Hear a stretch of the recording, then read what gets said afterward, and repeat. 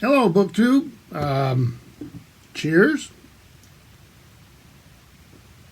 Been out all day working, meetings, the whole 9 yards. And it was a long day. But I was looking forward to coming home, having supper, and settling in for the evening. And when I got here, there were 2 boxes. Both from Hyde Cottage, Steve Donoghueish. And very exciting. Makes your day when you come home and there's books. And you're not, you're just thinking about work. You're not like driving home because you expect books to be there. So it was exciting. I'm going to open them with you. A couple other things. I'm going to be doing some videos this week. I think one on Book Trek 2021. Talk a little bit about one of the novels I read. And then prepare a little bit for the next month of that. Maybe talk a bit about Sean D. Standfast and his Future History project, the Asimov Future History that he's got going with some other booktubers, and I'm looking forward to that. I'm very excited by that. That's a big project, but it'll be fun. And a few other things about what I've been reading and stuff, but I wanted to do this now so I could open them with you, because I was opening them tonight either way. And so, yeah, I'll get to that other stuff later in the week. But let me start with this one. A big old box here. Sometimes you can just pull these loose. I wonder if I can on this one. Yeah, pretty close. Maybe I won't need a knife. Sometimes I struggle with them. Sometimes they're quite... Oh, this one's easy. Let's see what we got. Put the knife out of the way so I don't put it through my leg. Oh, I need it. There we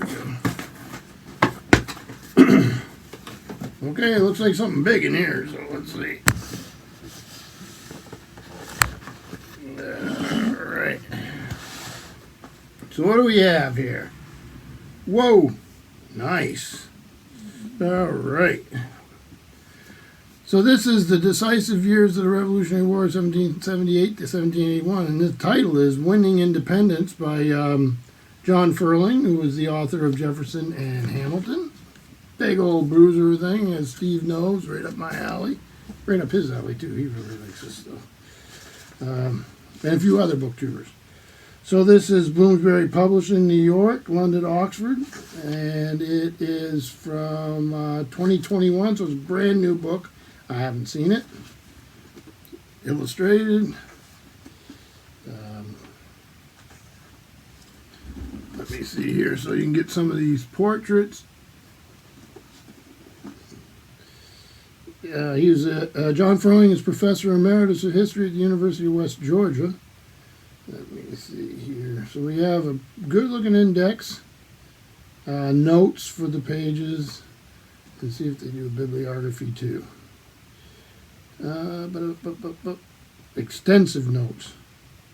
And it has a select bibliography. I like that when they do that. I like to be able to go right to the bibliography also, because I can learn a lot, right, about what the author's trying to do. So, very nice. The Decisive Years of the Revolutionary War, 1778 to 1781. So let me put that knife over there so I don't have an accident. Okay, this seems like some sort of bruiser here. Good Lord, how big is this thing? Oh, wow. Battle at Sea, 3,000 Years of Naval Warfare by R.G. Grant. This is a beauty. See that? And it's a DK book, which I love. Absolutely love. See how the best way of showing this to you. This is going to be a little challenging. I like these end papers. I don't know if you can make out the detail there or not. And this is, like I say, 3,000 Years of Naval Warfare.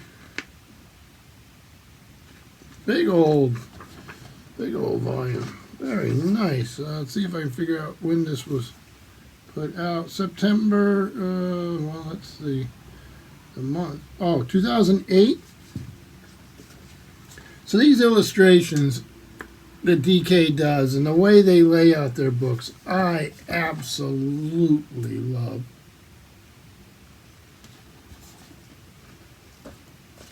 So, yeah, you see how they lay out the map, the battle lines and all that?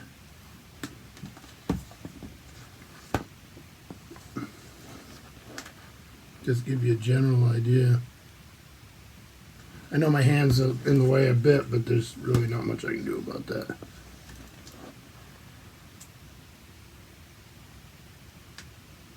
This thing's absolutely stunning. Get something a little more modern. So you can see how they're laid out and why they're so treasured. So R.G. Grant is a history writer who has published more than 20 books. And is the author of DK's Battle, Warrior, and Flight, 100 Years of Aviation. Well, this looks like a beauty. So this is exciting. I think weighs a ton. 2 big books to start off with. Wow. We're only on the first box. So the next one here is Michael Wallace, spelled W-A-L-L-I-S, The Best Land Under Heaven, The Donner Party in the Age of Manifest Destiny. Quite a nice cover on this.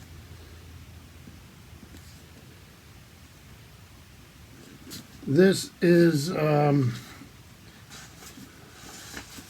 let's see, Liverite Publishing Corporation, which is part of W.W. Norton. And it's from 2017. I have not read it, which is sort of nice. The Donner Party was the bit of a legendary incident in American history, in a bad way. In the eerily warm spring of 1846, George Donner placed this advertisement excuse me, in a local newspaper as he and a restless caravan prepared for what they hoped would be the most rewarding journey of a lifetime. But in eagerly pursuing what would a century later become known as the American Dream, this optimistic yet motley crew of emigrants was met with a chilling nightmare. In the following months, their jingoistic excitement would be replaced by desperate cries for help that would fall silent in the deadly snow-covered mountains of the Sierra Nevada. Absolutely true. I have not read this. I'm looking forward to this. Another big old book. Oh my goodness. So I've seen Steve talk about this series and Sean D. Standfast talk about this series. I never really seen it before. If I had, I didn't know what it was. Let me try to move this chair up so you can hear me better. This is British Ships and Shipbuilders, George Blake. I believe it's part of that series. I know you're getting a glare here from the back of the room or the front of the room or whatever. Yeah, so they've got all these books. Like I say, I see them on the other channels. This is the first one I've ever owned. So it's Britain in Pictures, the British people in pictures, and this one's British Ships and Shipbuilders, which is absolutely wonderful. It's by George Blake, and it's Collins, 14 St. James Place, London. And this is really, really exciting because, like I say, this is the first one I've ever had in this series. And it would be the one I would pick, right? Just for my own special interest. Oh, that's pretty nice. This is a color print.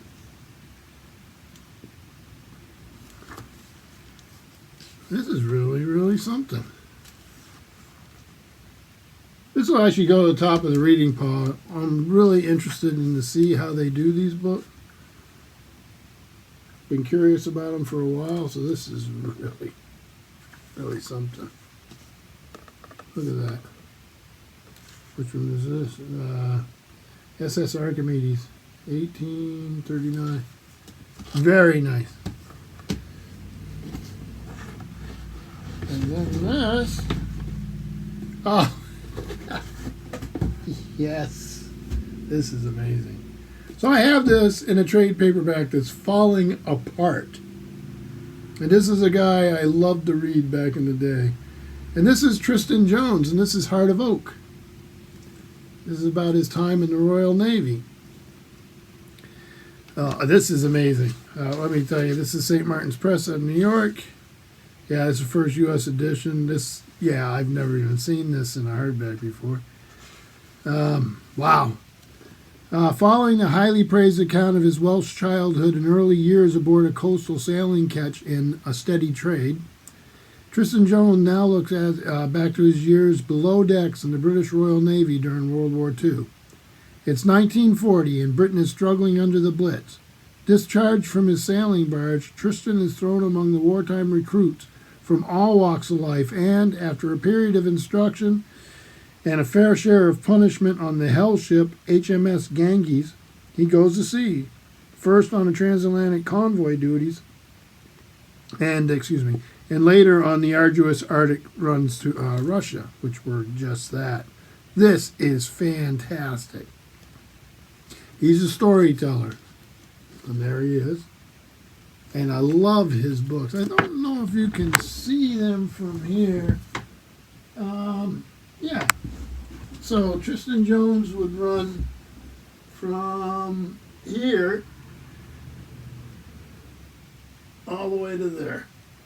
So I'm thrilled to have this in hardback. I'm thrilled to retire that poor beat up trade paperback that's falling apart. This is very nice. Very exciting to have. What a bot. But we still have another one. So let me get that. Try to do this without chopping my leg off. And again, I could probably just rip it, but I might as well get the tape out of the way.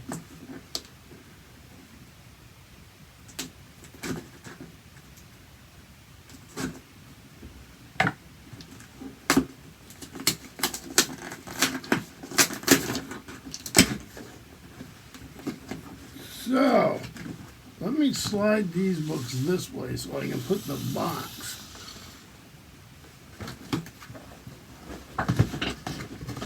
Like this. Oh, we got something big, right? Oh my gosh, I love this. I've actually seen this before.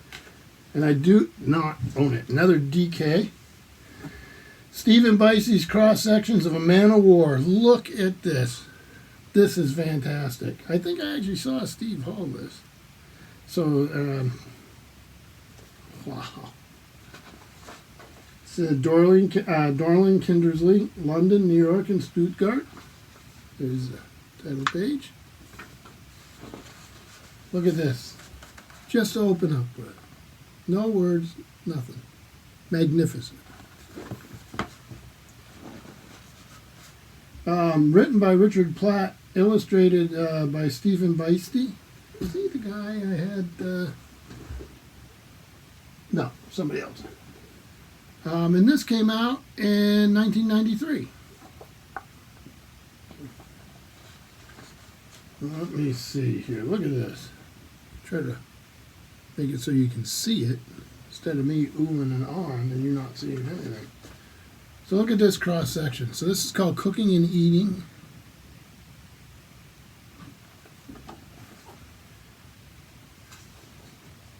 Well, you see the biscuit they would eat, and it has some critters in it, just in case you need some extra nutrition. Yuck. So working at sea,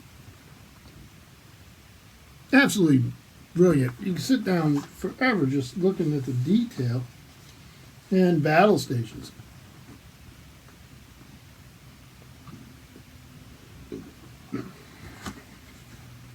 Great addition to my Nautical library.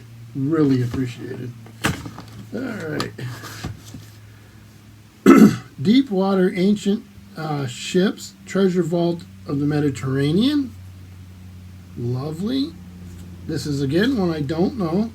Willard Bascom.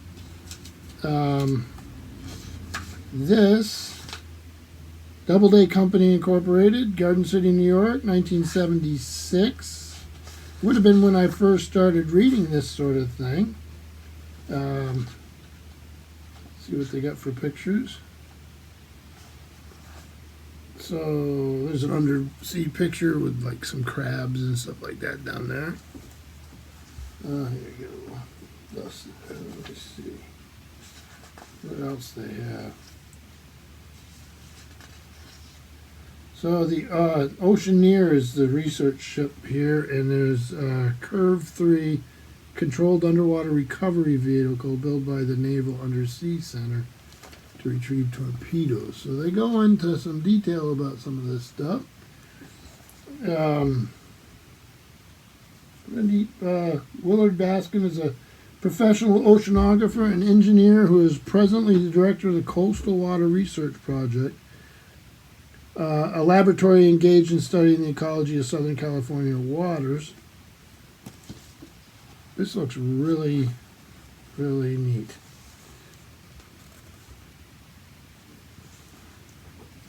Vast archaeological treasure in the form of old ships containing unique information and artifacts lies beneath the deep waters of the Mediterranean and Black Seas, and it certainly does. Great addition to my library because, of course, archaeology is as big an interest of mine as maritime stuff. So, nice combination there. Oh, nice. Del Rey book here by Lester Del Rey. Police Your Planet, a novel of courage and duty, an unsentimental story with an emotional impact that is unforgettable. Love old science fiction paperbacks. Don't see them much as I used to. Exile from Earth. Bruce Gordon was an ex-fighter, ex-gambler, ex-cop, ex-reporter, and now he's an ex-patriot of Earth. Security shipped him to Mars with a knife, 100 credits, and a yellow card that meant no return. From then on, he would take care of number one. But in Marsport, nothing was that simple. Here, the vices of Earth seemed tame and insipid. When he bought a commission in the Marsport police force, he found that graft was not only a fine art, but the official Martian way of life. So he joined the system. Then he met Sheila, who was out for blood. His. Sounds sort of exciting. I like a lot of these old Lester Del Rey. I've read a lot of them. 1956. And this copy's from 1975. No, 1981 is the paperback. So, science fiction paperback. Pretty cool cover. Let's see here. Oh my gosh, look at this. This is Daw. Wow. It's a science fiction novel that I don't know about, and I probably should. M.A. Foster, Game Players of Zon. Look at this cover. I'm having a heck of a time with the glare in here. I'm on the little room off my porch where I have some of my books. So it's easy for me to come out here when everybody's watching TV. Daw Books, down here, A. Walheim, of course. So I have a bit of an illustration there. And when did this come out? 1977. The lair had been genetically created. I'm going to get a button here. The lair had been genetically created to be a new race of supermen, and the experiment had not been entirely successful. They were superior to normal human beings in certain ways, but all too human in others.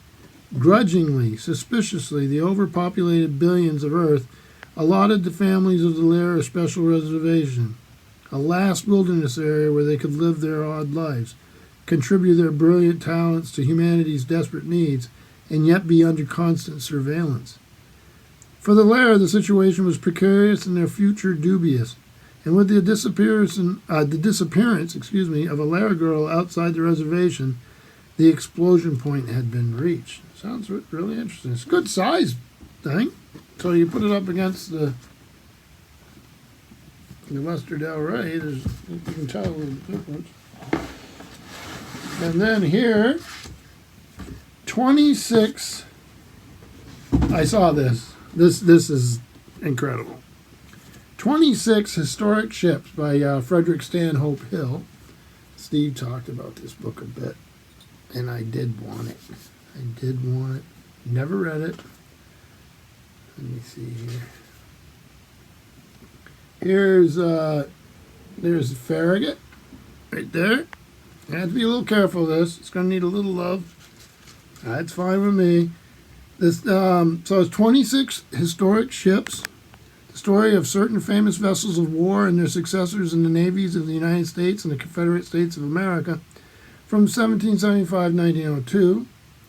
by Frederick Stanhope Hill, late of the U.S. Navy, with an introduction by Rear Admiral Eugene Belknap.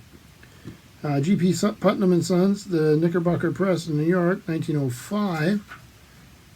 This is just, I saw it on his channel, and like I said, I gotta be a little careful showing. There's some medals. I do want to get you some images, though. Just a treasure. Now, this one's gonna be a little more difficult. I gotta be careful of the binding. There you go. And that, let me see what it is. Rear Admiral Farragut and Flag Captain Percival Drayton in the quarterdeck of the Hartford, from a photograph taken in Mobile Bay in 1864. So this I'm really looking forward to seeing. And then here's the late Confederate ironclad Tennessee. I hope you can see this.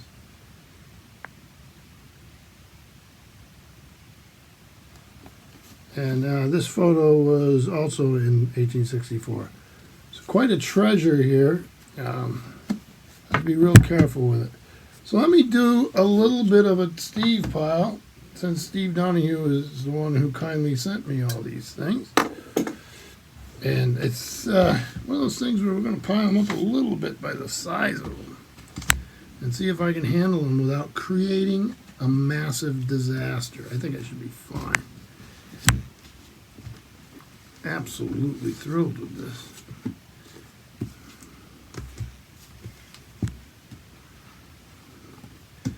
So, hopefully you can hear me, and I keep moving away from this weird setup, but that is the Steve Pyramid. Watch me do my shaking. Very nice to come home to after a hard day's work. So I thank you, Steve Donoghueish and Frida Bean. Thank everybody else. I hope you're having a good week. And like I say, I've got a few other videos coming up, so hope everyone is well. Thank you, BookTube.